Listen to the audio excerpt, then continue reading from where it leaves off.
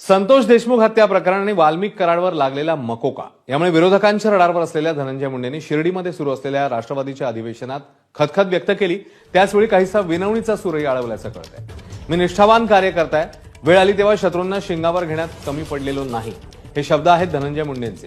आपण कार्यकर्त्यांवर विश्वास दाखवला पाहिजे असं आवाहन देखील त्यांनी केलंय। तर वारंवार टीका करणारे आमदार सुरेश धस यांनाही टोला हाणण्याची संधी त्यांनी यावेळी साधली। त्या अधिवेशनात धनंजय मुंडे नेमकं काय म्हणाले आपण बघूया।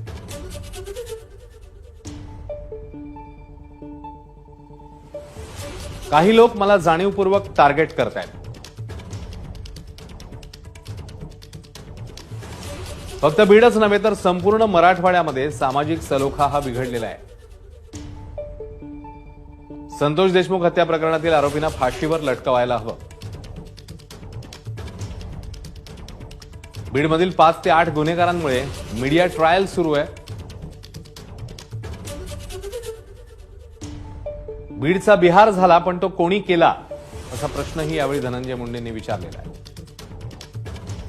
वैयक्तिक विषयात पक्ष माझ्या मागे उभा राहिलाय, माझ्या देहावरील अग्नीचा धूर देखील त्याची परतफेड करू शकत नाही। जेव्हा गरज पडली तेव्हा तुमच्यासाठी शत्रूंना शिंगावर